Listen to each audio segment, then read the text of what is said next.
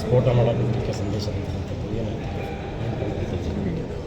ಈ ದಿನ ಒಂದು ಏನು ಡಿಸ್ಟ್ರಿಕ್ಟ್ ಕೋರ್ಟ್ ಇದೆ, ಕೋರ್ಟಿಗೆ ಒಂದು ಇಮೇಲ್ ಮುಖಾಂತರ ಒಂದು ಸಂದೇಶ ಬಂದಿದೆ.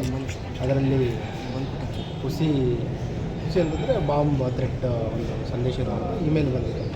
ಇಮ್ಮಿಡಿಯೇಟ್ಲಿ ಏನು ಇವ್ಯಾಕ್ಯುವೇಟ್ ಮಾಡಿ ನಮ್ಮ ASC ತಂಡಗಳು ಮತ್ತು BDS ತಂಡಗಳನ್ನು ನಾವು ನಿಯೋಜನೆ ಮಾಡಿ ಸಂಪೂರ್ಣ ಪರಿಶೀಲನೆ ಮಾಡಿದ್ವಿ. ಪರಿಶೀಲನೆ ಮಾಡಿದ ನಂತರ ಇದೊಂದು ಖುಷಿ ಬಾಂಬ್ ಥ್ರೆಟ್ ಅಂತ ಡಿಕ್ಲೇರ್ ಮಾಡ್ತಾ ಇದ್ದೀವಿ ಮತ್ತು ಯಾರೂ ಆತಂಕ ಪಡೋ ಅವಶ್ಯಕತೆ ಇಲ್ಲ.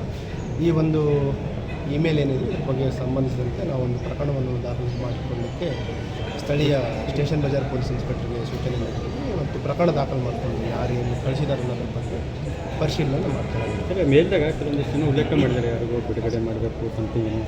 ಬೇಸಿಕಲಿ ಇದು ಏನು ಕಂಟೆಂಟ್ ಇದೆ ಇಮೇಲ್ದು, ಆ ಕಂಟೆಂಟ್ ಪ್ರಕಾರ ಮೂಲತಃ ತಮಿಳುನಾಡಿನ 2 ಆರೋಪಿಗಳ ಬಗ್ಗೆ ಉಲ್ಲೇಖ ಮಾಡಿದ್ದಾರೆ. ಅವರನ್ನು ಬಿಡುಗಡೆ ಮಾಡಬೇಕು, ಏನು ಪೋಕ್ಸೋ ಆರೋಪಿಗಳಿದ್ದಾರೆ, ಅವರು ಅಮಾಯಕರಿದ್ದಾರೆ, ಅವ್ರಿಗೆ ಬಿಡುಗಡೆ ಮಾಡಬೇಕನ್ನೋ ಒಂದು ಕಂಟೆಂಟ್ ಇದೆ. ಬೇಸಿಕಲಿ ಇದೇನಂತಂದರೆ ಈ ಸ್ಥಳಕ್ಕೆ ಮತ್ತು ಈ ಸುತ್ತಮುತ್ತಲಿನ ಜಿಲ್ಲೆಗಳಿಗಾಗಲಿ ಅಥವಾ ಕರ್ನಾಟಕ ರಾಜ್ಯದ ಯಾವುದೇ ವಿಷಯಗಳಿಂದ ಮತ್ತು ತಮಿಳುನಾಡಿನ ವಿಷಯಗಳಿಂದ ಉಲ್ಲೇಖ ಇದೆ.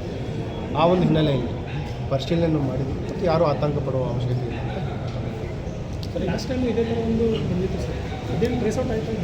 ಅದರಲ್ಲಿ ಕೆಲವು ತಾಂತ್ರಿಕ ತನಿಖೆ ನಡೀತಾ ಇದೆ. ಇನ್ನು ಇದ್ರ ಕೆಲವು ದಿನಗಳ ಹಿಂದೆಯೂ ಕೂಡ ಇಲ್ಲಿ ಇದೇ ರೀತಿಯ ಒಂದು ಥ್ರೆಟ್ ಇಮೇಲ್ ಬಂದಿತ್ತು. ಆ ಹಿನ್ನೆಲೆಯಲ್ಲಿ ಕೂಡ ಪರಿಶೀಲನೆ ಮಾಡಲಾಗಿತ್ತು. ಆವಾಗಲೂ ಕೂಡ ಇದೊಂದು ಖುಷಿ ಬಾಂಬ್ ಥ್ರೆಟ್ ಇಮೇಲ್ ಅಂತ ಡಿಕ್ಲೇರ್ ಮಾಡಿದ್ವಿ. ಇವತ್ತು ಅದೇ ರೀತಿ ಈಗೆಲ್ಲ ಪರಿಶೀಲನೆ ಮಾಡಿದ್ದೀವಿ ಮತ್ತು ಯಾವುದೇ ಆತಂಕ ಪಡುವುದು ಅವಶ್ಯಕತೆ ಇಲ್ಲ.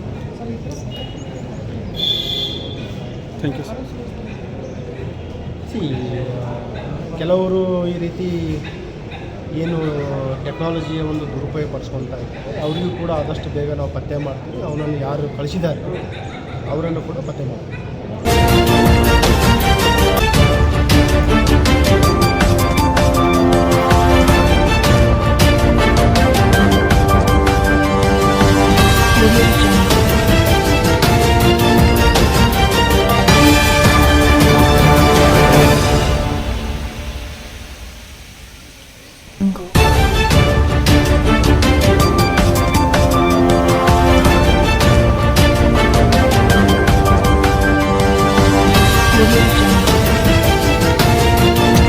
ಯಾರು ಆರೋಪಗಳು ಬಿಡುಗಡೆ ಮಾಡಿ